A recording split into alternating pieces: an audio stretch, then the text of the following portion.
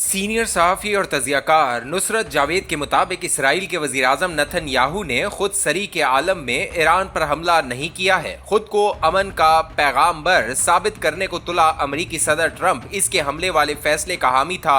Deep state और ख्वामख्वाह की जंगों की दीवानगी से मुखालफत करते हुए हैरानकुन अंदाज में एक बार फिर आवाम की हिमायत से व्हाइट हाउस पहुंचने के बावजूद ट्रंप की जानिब से नथन याहू के फैसले की हिमायत ये पैगाम देती है कि फर्द डीप स्टेट के मुकाबले में भरपूर तायीद के बावजूद महज फर्द ही रहता है। इसे रियासत के दायमी इदारों के बताए स्क्रिप्ट ही पर अमल करना पड़ता है।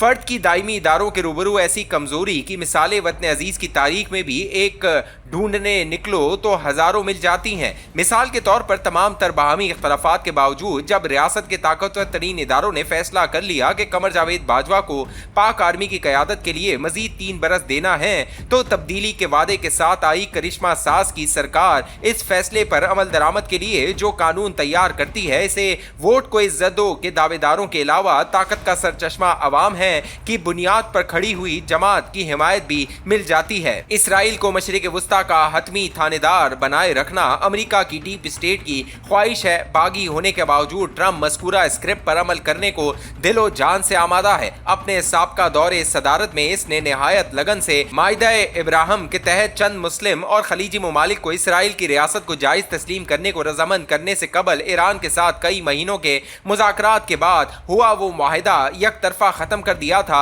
जो ओबामा हुकूमत ने रूस, बरतानिया, फ्रांस और जर्मनी जैसे ताकतवर ममालिक की हुकूमतों की भरपूर शराकत और मुआवनत के साथ तय किया गया था। इस मुआहदे के तहत ईरान ने अपने यहाँ यूरेनियम की अफजूदगी को एक मखसूस हद से आगे न बढ़ाने पर इत्तफाक किया। बात फ़कत वादों तक महदूद न रही। ईरान का ज़रूरत से ज़्यादा तवानाई के हुसूल के काबिल हुआ यूरेनियम रूस के सुपुर्द कर दिया जाता। मज़कूरा मुआहदे की बदौलत ईरान की इक़्तिसादी मुश्किलात में नुमाया न सही काफ़ी कमी आई, जिसने ये उम्मीद बढ़ाई कि बतदरीज इसके खिलाफ नाम नहाद आलमी बिरादरी की जानिब से लगाई पाबंदियां ख़त्म कर दी जाएंगी और बिला आखिर ईरान महज़्ज़ब होने की दावेदार दुनिया में वापस लौट आएगा। ईरान की मौजूदा सियासी निज़ाम और क़यादत समेत महज़्ज़ब कहलाती दुनिया में वापसी मगर अमेरिका की डीप स्टेट को मंजूर नहीं। हमें धोखे में रखने के लिए मगर ट्रंप को इसी रियासत के बागी की हैसियत में उभरने का मौका फराम किया गया। यह हकीकत भी महज इत्तफाक नहीं हो सकती कि बाइडन इंतज़ामिया के आखिरी महीनों में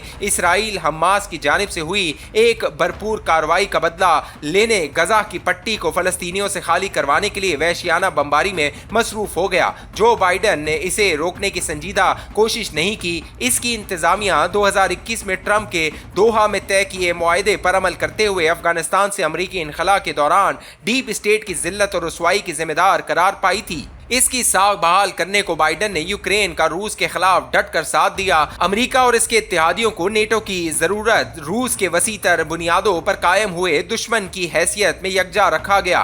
डीप स्टेट के खिलाफ हकारत भरी तकारीर के बावजूद ट्रंप अभी तक रूस यूक्रेन जंग रुकवाने में नाकाम रहा है। ईरान के मौजूदा निज़ाम की तबाही व बर्बादी अमेरिका की डीप स्टेट को 1969 के बाद से मुसलसल दरकार है। ट्रंप इसके खात्मे के लिए डीप स्टेट से भी कहीं ज्यादा बेकरार है। कमाल होशियारी से मगर इक़्तिदार संभालते ही इसने तासुर ये दिया कि इसराइल की जानिब से ईरान के मौजूदा निज़ाम की तबाही के लिए नहायत तफसील से तैयार हुए जारहाना मंसूबे पर अमल दरामद की इसने इजाज़त नहीं दी ईरान से, बल्कि वो इसके एटमी प्रोग्राम को पुरअमन रखने के लिए अपने एक देरीना दोस्त जो इत्तफाकन इसकी तरह का एक मारूफ प्रॉपर्टी डीलर भी है मुज़ाकरात में मसरूफ हो गया। मीडिया पर कामिल कंट्रोल की वजह से दुनिया के जहन में ये तासुर बिठाया गया कि ज़िद्दी ईरान ट्रंप इंतजामिया के साथ हुए मुज़ाकरात के दौरान सख्त मौक़िफ़ अपनाए हुए है। ये बात शाज़ी उजागर हुई कि ईरान को ट्रंप इंतजामिया के साथ किसी मुआहदे पर रजामंद होने के लिए 60 दिनों, जी हाँ 60 दिनों की मोहलत दी गई है। ये महज इत्तफाक नहीं कि जिस दिन इसराइल ईरान पर हमलावर हुआ इस दिन अमेरिका के साथ मुज़ाकरात का 61वां दिन शुरू हो गया था। इससे कबल एक और इत्तफाक ये भी हुआ कि अमेरिकी स्टेट की फ़ौज के लिए आलात हर्ब खरीदने या जंगों के लिए दरकार सरमाए की मंजूरी देने वाली सब कमेटी का इजलास भी 11 जून 2025 के रोज वाशिंगटन में अमरीकी वक्त के मुताबिक 10 बजे से 12 बजे के दौरान मुनक्किद हुआ।